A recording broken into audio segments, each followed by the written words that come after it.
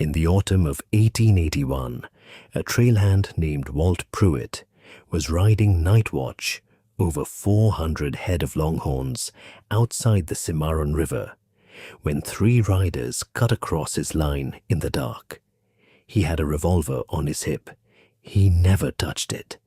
By the time the sun came up, all 3 men were tied to their own saddle horns, dragged 12 miles to the nearest law. And Walt's gun was still loaded with all 6 rounds, the leather still dry where his hand should have been. What stopped them wasn't iron and gunpowder. It was a felt hat, a leather belt, and 20 years of knowing exactly what a tool could do when a man stopped using it the way it was meant to be used. Most people think a cowboy's only real weapon was the revolver swinging on his hip. That idea is mostly Hollywood, built by men who never spent a single night on the open range. The truth is messier and a lot more interesting.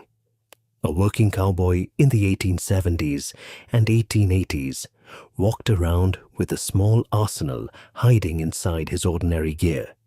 Things a lawman could search him for an hour and never confiscate, because none of it looked like a weapon. It looked like work. It looked like the exact same gear hanging off every other rider in the bunkhouse. Survival instructors who study the era today describe the same idea in different words. Redundancy beats firepower, and the frontier proved that decades before anyone bothered writing it down in a manual. None of this required special training or special gear. It required the same instinct a carpenter has for a hammer, the kind of familiarity that only comes from touching the same tools 10,000 times until your hand knows what they can do before your brain even finishes the thought. Number 19 on this list was something a marshal could see hanging off your belt every single day and never think twice about, because taking it away from you would have meant taking away your job. Number 3 runs on the exact same principle. The U.S. military still drills into recruits learning hand-to-hand combat today, more than 140 years after cowboys figured it out with cheap iron and scrap leather. And the very last item on this list is something most of you have probably walked past in a museum without ever realizing what it was actually built to do. Stick around for all 3. Before we start, hit subscribe, because once you see how many ordinary tools doubled as weapons on the frontier, you'll never look at a saddle the same way again. Let's count down. Number 22, the flat-brimmed felt hat. Every cowboy on the plains wore one, sweat-stained, sun-bleached, and shaped by his own hands over years until it fit nobody else on earth. It was sun cover, water bucket, and fan for a dying campfire. But trail hands in Texas and the Dakotas used it for something the catalog never mentioned. A hat held out at full arm's length and slapped hard across a spooked horse's eyes could turn a charging animal in half a second, faster than any rein could manage. In a knife fight, the same hat snapped open like a small shield, catching a blade meant for your face and buying you the 1 second you needed to close the distance. Old-timers passed down a stranger trick too. Stick the hat on a stick, raise it above a rock during an ambush, and let a nervous shooter waste his first round on felt instead of flesh. A good Stetson cost close to a week's wages in the 1880s, which meant cowboys treated theirs with the kind of respect men usually reserve for a horse, and it earned that respect more than once. A torn brim got patched with a leather lace rather than thrown away, since a working cowboy replaced almost nothing he didn't absolutely have to, and a patched hat worked exactly as well as a new one when the moment actually called for it. Cheap to replace, never confiscated by anybody, because a man without a hat in open country was a man who wouldn't survive the week anyway. The hat protected the head. The next item protected something nobody likes to think about: your throat. Number 21. The cotton bandana. Dust, sun, and smoke from branding fires meant every cowboy on a drive kept one tied around his neck, because breathing through cattle dust for 10 hours without one meant coughing blood by sundown. Pull it down over your nose and mouth in a fight, though, and it hid your face from a man who might remember you later, the same way it hid your face from the dust storm an hour before. Folded into a triangle and loaded, with a creekstone in the center, it became a sling that could put a man on the ground from 20 feet out. The same physics a kid uses, skipping rocks, turned into something far less playful. Wet it, twist it tight, and it worked as a crude tourniquet on a wound that wouldn't stop bleeding before the nearest doctor was 2 days' ride away. A faded bandana also worked as a makeshift wrap for a sprained wrist, tight enough to hold a joint steady through a full day's ride when stopping wasn't an option. Trail bosses pushing herds through Indian Territory in the 1870s carried two, one for dust, one folded flat in a vest pocket for everything else a man might need in a hurry. Nobody searched a man for his neckerchief. Nobody thought to. It was the most ordinary thing on his entire body. A piece of cloth around the neck was nothing. The belt around the waist was a different story entirely. Number 20. The cartridge belt. A working cowboy's gun belt usually carried 24 rounds in leather loops sewn tight around the waist, weighted evenly so it wouldn't sag during a full day in the saddle. When the cylinder ran dry and there was no time to reload, that same belt came off in one motion and turned into a loaded flail. 2 pounds of brass and lead swinging on 3 feet of stiff leather. A full swing across a man's forearm could break it clean, and a swing across the side of the head ended the conversation entirely. Some hands deliberately left 2 or 3 loops near the buckle empty, just enough slack to get a fast one-handed grip on the leather without fumbling for it in the dark. Cowhands working the goodnight loving trail through hostile country in the 1860s and 70s picked up the trick from old soldiers who'd done the same thing with a bayonet belt during the war years just before. A gun belt looked exactly like what it was supposed to be, which made it the last thing anybody expected to get hit with once the bullets were already spent. That belt held bullets. The next tool on this list never fired a single one and still drew blood. Number 19. The fencing pliers. By the 1880s, barbed wire was crawling across the open range, and every fence line rider carried a pair of combination pliers heavy enough to twist wire, pull staples, and cut steel strand in one motion. The jaws alone weighed close to 1 pound of forged iron, more than enough to matter in a fight. Wrapped tight in a fist with the handle sticking out past the knuckles, those pliers turned an ordinary punch into something that could crack a cheekbone on the first connect. Fence line riders caught up in the range wars over barbed wire in Texas during the 1880s carried them constantly, not just for cutting fence under cover of darkness, but because a man caught alone on disputed land needed something heavier than his fists and lighter than a rifle slung across his saddle. A pair worn smooth from years of daily use fit a man's palm better than any weapon a gunsmith ever built on purpose, which made the grip almost an afterthought by the time it actually mattered. A marshal could stop you, search you, and find nothing but a legitimate fencing tool sitting right there in plain sight, every bit as common as a pocket watch. That was exactly the point. Pliers cut wire. What came next was built to stretch it and to crush whatever got caught underneath. Number 18. The wire stretcher chain.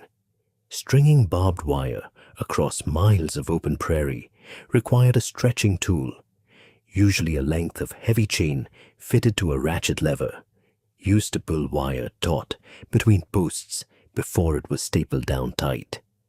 That chain, looped once around a forearm or swung free at the end of its lever, became a short-range flail capable of wrapping around a man's legs and dropping him hard onto frozen ground before he understood what hit him.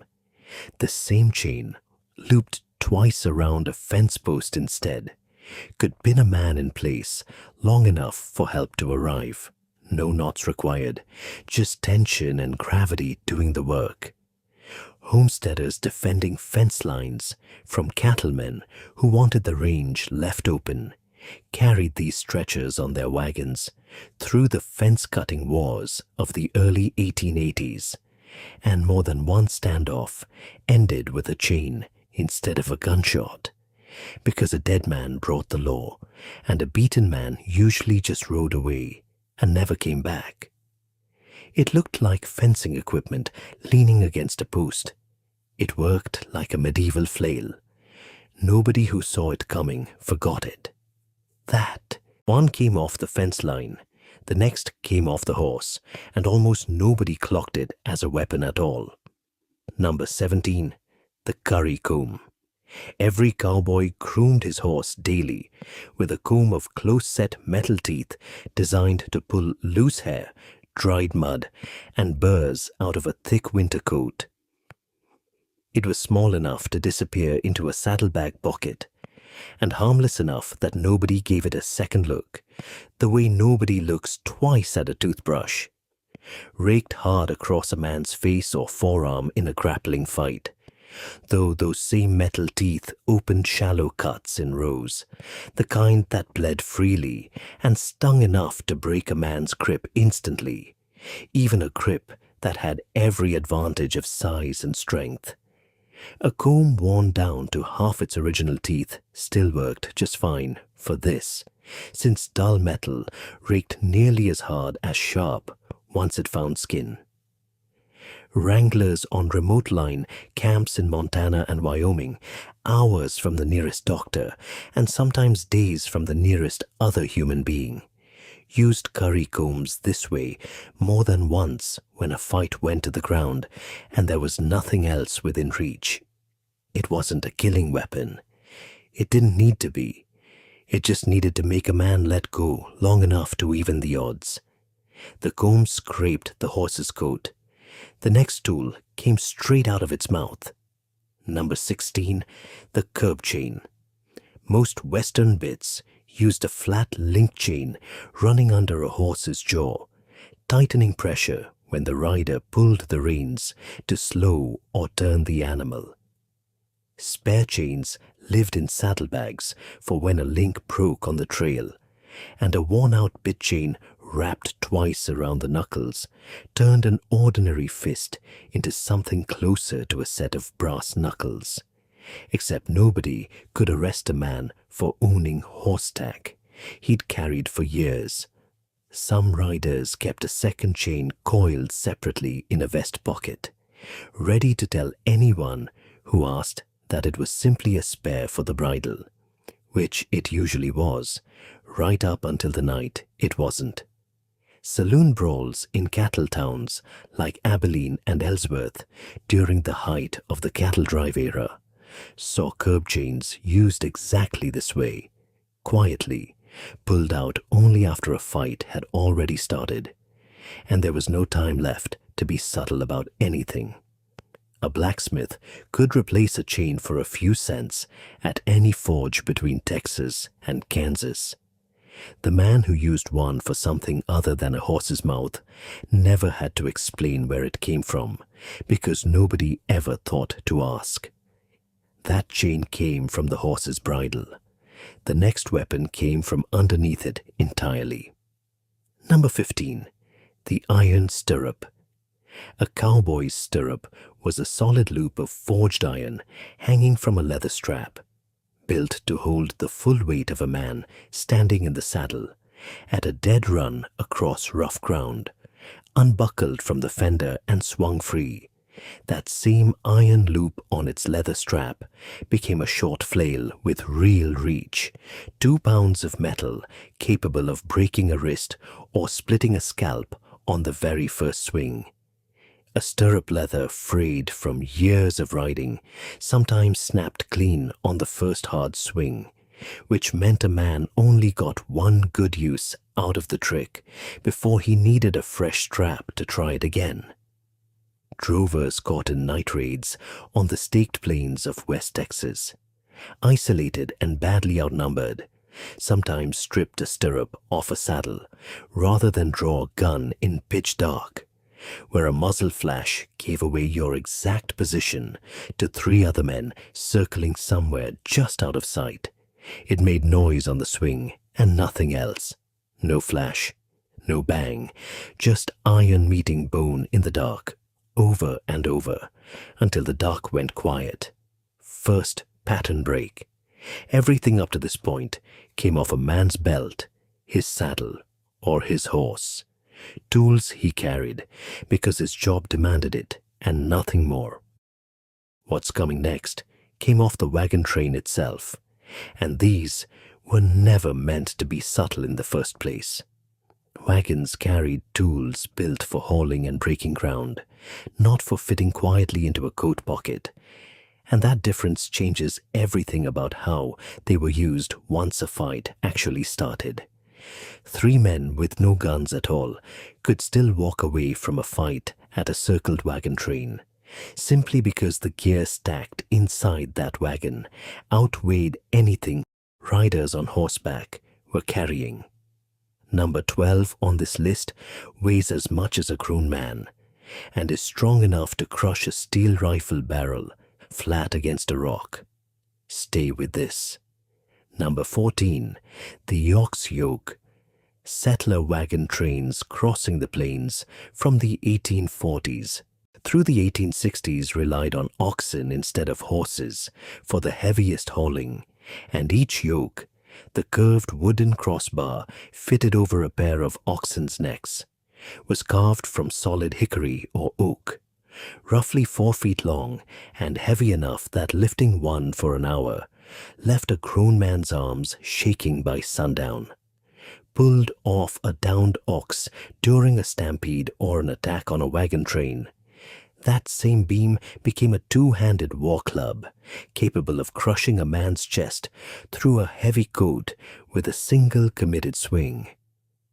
It wasn't fast. It wasn't subtle. It didn't need to be either of those things. Not when the man on the other end of the swing only got to find that out once. A green, unseasoned yoke was actually worse to swing in a real fight, since the wood hadn't dried hard enough yet to hold together through a full strike without splitting apart. Wagon train guides on the Oregon and Santa Fe trails kept spare yokes lashed to the side rails for exactly this reason, because when raiders hit a circled wagon train at night, a settler with no rifle and a 4-foot oak beam in his hands was still a serious problem for anybody standing in front of him. The yoke came from the team pulling the wagon. The next weapon was the wagon itself, dragging a tail nobody expected. Number 13, the wagon tongue. The long wooden pole connecting a wagon to its team ran 12 feet or more, thick enough to bear the strain of a fully loaded freight wagon dragged over rough, rutted ground for hundreds of miles. Detached during a breakdown, or simply lifted free in a hurry, that pole became a 2-man battering ram or, swung from one end, a club with enough reach to keep 3 attackers outside arm's length at once. freight haulers on the Santa Fe Trail in the 1850s and 60s, hauling supplies through territory with no law for hundreds of miles in any direction, learned to brace a loose wagon tongue across a wheel as a makeshift barricade during ambushes, turning a piece of farm equipment into cover and weapon in the very same motion. Drivers who'd lost a wagon tongue to a hard fight rarely complained about the repair bill afterward, since a replacement pole cost far less than the alternative would have.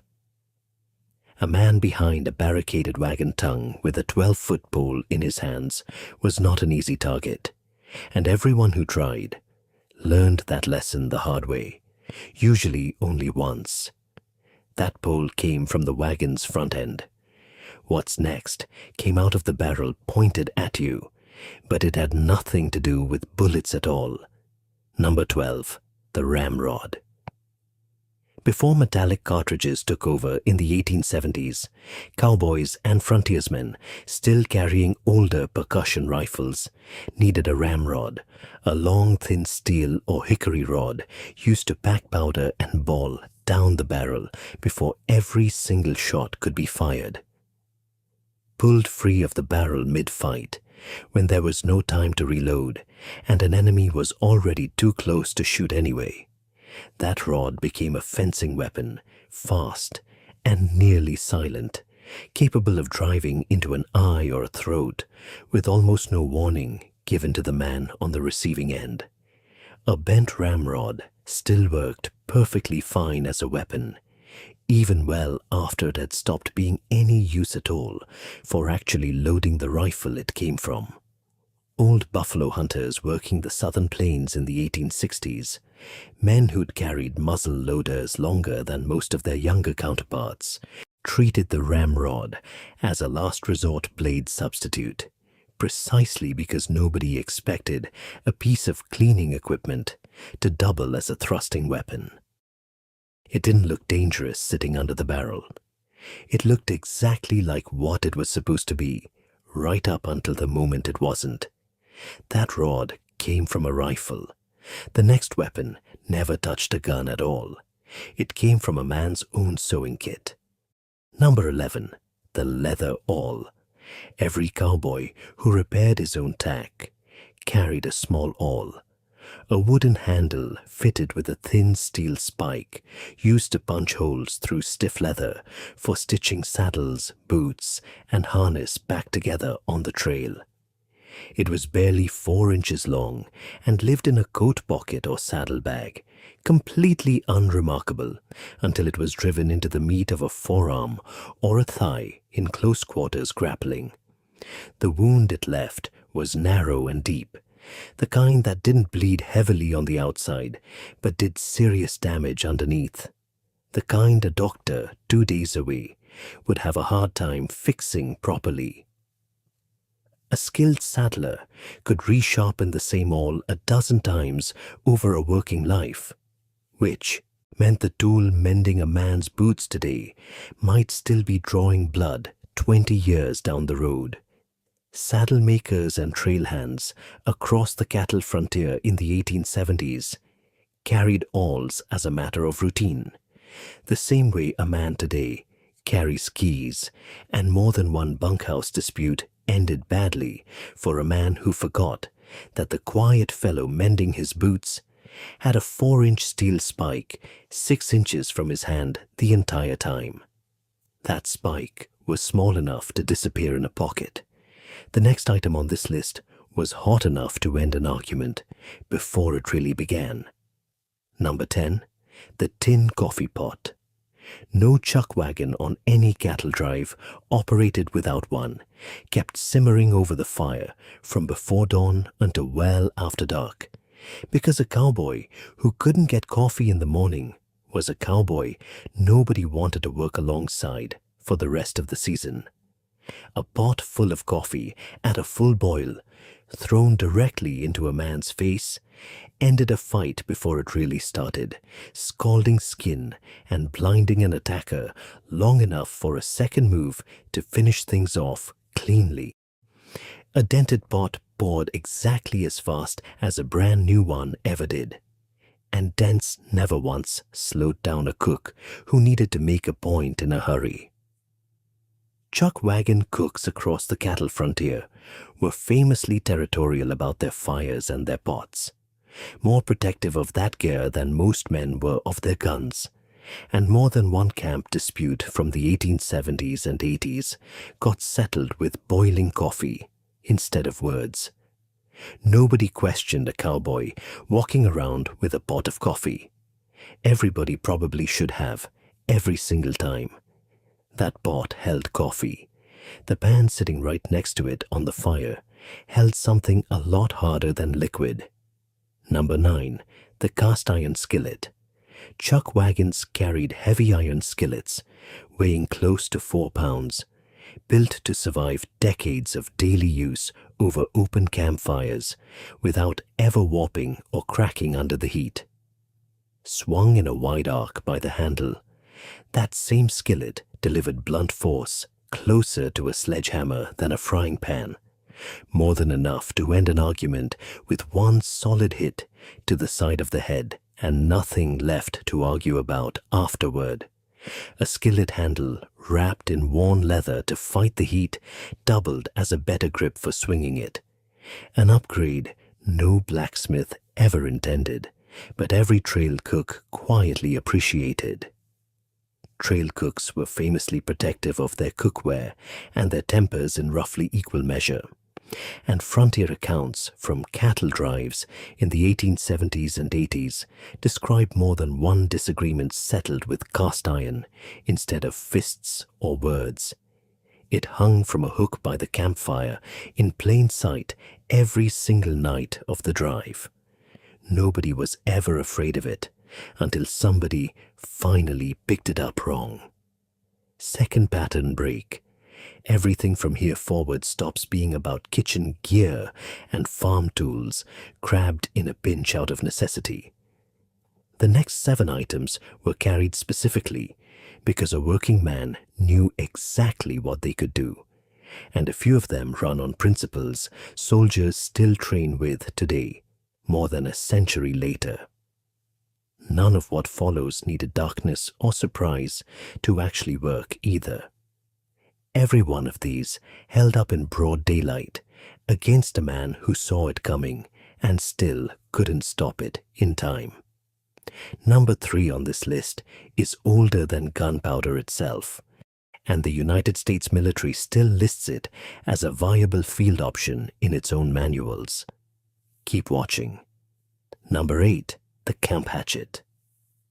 Every cowboy carried some kind of small axe for splitting kindling, driving tent stakes, and clearing brush on the trail, usually a single-bit hatchet light, enough to ride in a saddlebag without adding any real weight to the load. In a confrontation, that hatchet stopped being a camp tool the instant it left the bag, capable of disabling an attacker with a single strike to a hand or forearm without needing to be lethal to do its job. A hatchet kept razor sharp for splitting firewood, held an edge plenty sharp enough to matter in a fight too, whether anyone wanted to admit that part out loud or not. Line riders working isolated stretches of fence in Wyoming and Montana through the 1880s, sometimes days from the nearest neighbor and weeks from the nearest town, treated the camp hatchet as a non-negotiable part of their kit, precisely because it served 2 completely different jobs, without raising a single question from anybody who happened to see it hanging there. The hatchet cut wood. The pitchfork standing next to it in the barn never cut anything. It stabbed. Number 7. The pitchfork. Settlers and small ranchers kept pitchforks for moving hay, and the longer tined versions doubled as a serious defensive weapon, with a reach that no knife and very few clubs could ever match in a real confrontation. 3 or 4 steel tines driven forward with the full weight of a man's body behind them could stop a charging animal or a man cold in his tracks, and homesteaders defending isolated cabins from rustlers and raiders through the 1870s and 80s relied on pitchforks more often than most Western movies ever admit, simply because not every farmhouse had a spare rifle lying around within reach. A broken tine didn't retire a pitchfork either, since 3 working points still did the job nearly as well as 4 ever could. It wasn't glamorous. It wasn't supposed to be glamorous.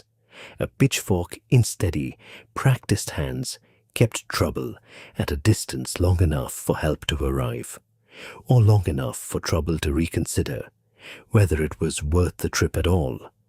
The pitchfork kept a man at a distance. The next item on this list was built to do the opposite. It wrapped around him completely. Number 6, the wool horse blanket. Heavy wool blankets used under saddles to protect a horse's back from chafing doubled off the horse as a thick improvised shield against a knife in close quarters. Wrapped twice around a forearm, the wool was dense enough to absorb a slashing cut without the blade ever reaching skin underneath, and thrown open wide over an attacker's head and shoulders. The same blanket blinded him completely for the 2 or 3 seconds a fight actually needed to end one way or the other. A blanket soaked through with rain weighed nearly twice as much and hit twice as hard once it was finally thrown, which more than one cowboy learned to plan for on purpose during a wet season. Cowboys working brush country in South Texas, where knife fights were more common than gunfights according to old ranch hands' own accounts of the era, kept a folded blanket within reach for exactly this reason, the same way a modern man keeps a jacket by the door. It looked like bedding. In the right hands, it worked like a net. The blanket protected the arm. The gloves on a cowboy's hands protected something he genuinely couldn't afford to lose. Number 5, the leather gauntlet gloves. Cowboys working cattle, hot branding irons, and rough rope wore heavy gloves with extended cuffs that climbed several inches up the forearm, protecting against rope burn, livestock bites, and the searing heat of an iron straight off the fire. Those same reinforced cuffs turned an ordinary punch into something a bare hand couldn't survive throwing more than once, letting a man hit a jaw or a brick wall of a chest without breaking his own knuckles in the process and losing the use of his hand for a week. Worn gloves with the leather corn soft in the palm actually absorbed impact better than a stiff new pair fresh off the rack, broken in by exactly the kind of work that made them useful for this too. Ranch hands working heavy roping strings through branding season in the 1880s wore gauntlets daily as standard equipment, no different from a pair of boots, and the gloves that protected their hands from 1,000 pounds of angry steer protected them just as well from a man who'd picked the wrong fight on the wrong night. Those gloves protected the hands holding the reins. The horn those hands were gripping had its own use entirely. Number 4, the wagon brake lever. Freight wagons and stagecoaches used a long wooden or iron lever to engage the brake shoe against the wheel on steep grades, a piece of equipment built to handle serious mechanical strain under a driver's full weight, day after day. Pulled free of its mounting during a roadside holdup or a camp dispute, that lever became a two-handed club with real reach, heavy enough to keep 2 or 3 men outside arm's length at once, even when they came at you together. A lever pried loose in a hurry sometimes came away, with splinters still attached, which only made the first hit worse for whoever ended up on the receiving end of it. Stagecoach drivers on routes through the 1860s and 70s Men who already carried shotguns and still got robbed regularly anyway, kept the habit of leaving a brake lever loose enough to grab fast, because sometimes the fastest weapon within reach wasn't the one locked in the strongbox guard's hands at all. That lever stopped a wagon's wheels.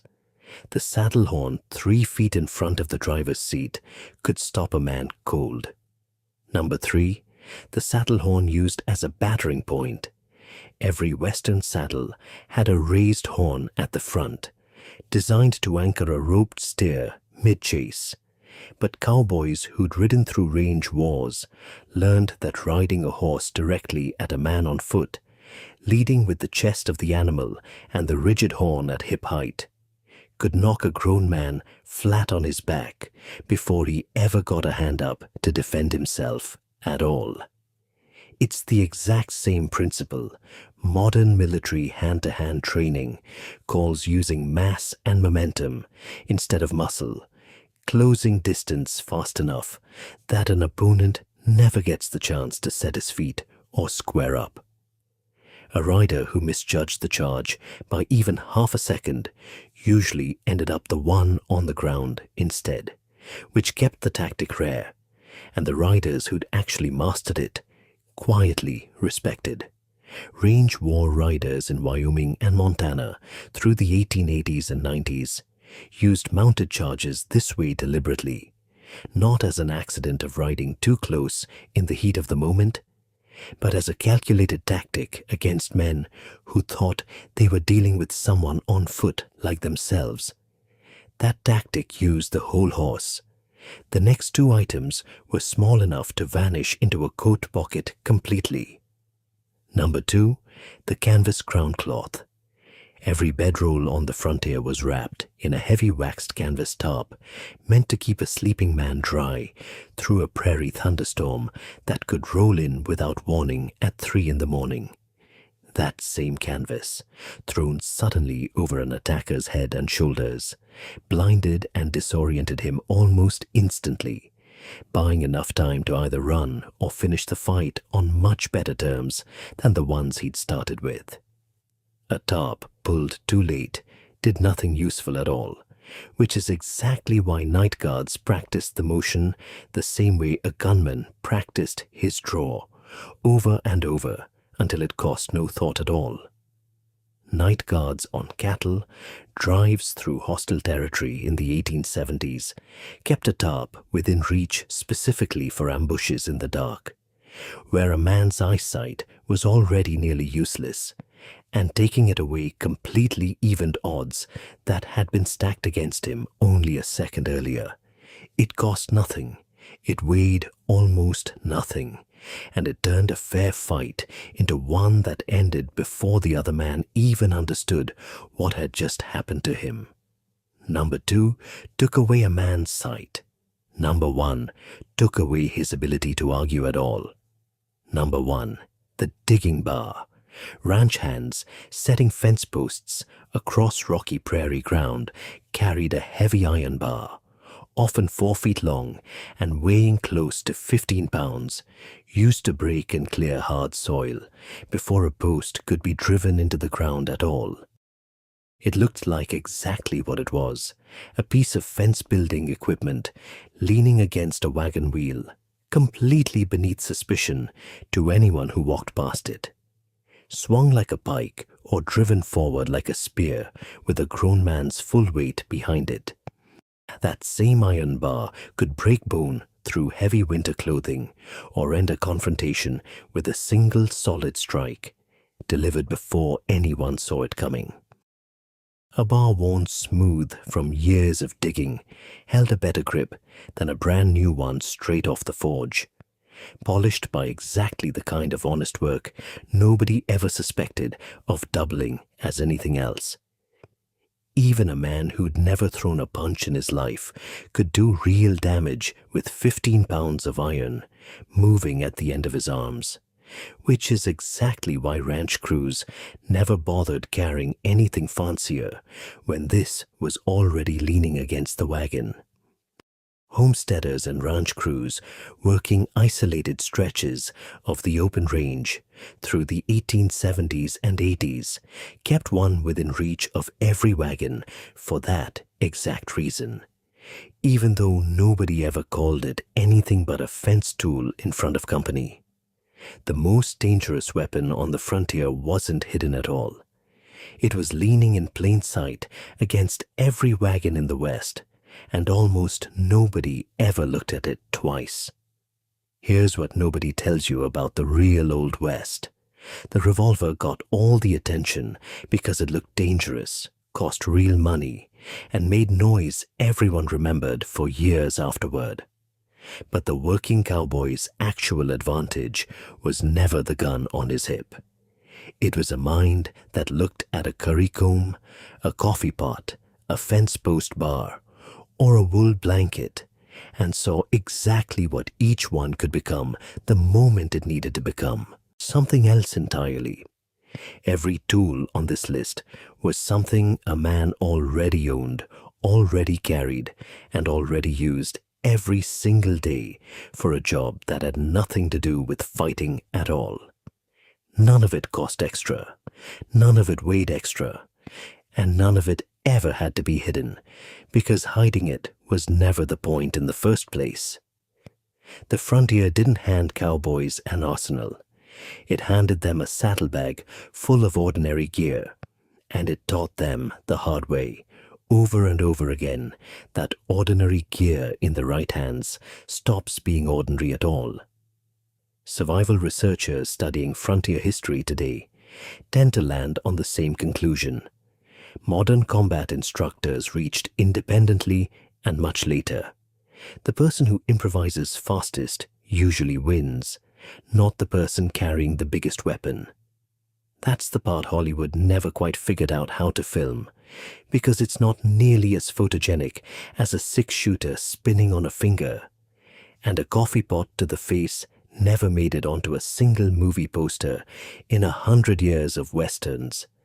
Tell me which one of these surprised you the most, and if your own family ever passed down a story about an old tool used for something it was never meant for. Put it in the comments before. That story disappears for good. Those stories are vanishing faster than the tools themselves, and once the last person who remembers them is gone, they go with them, leaving nothing behind but a rusted bar leaning against a fence that nobody alive can explain anymore.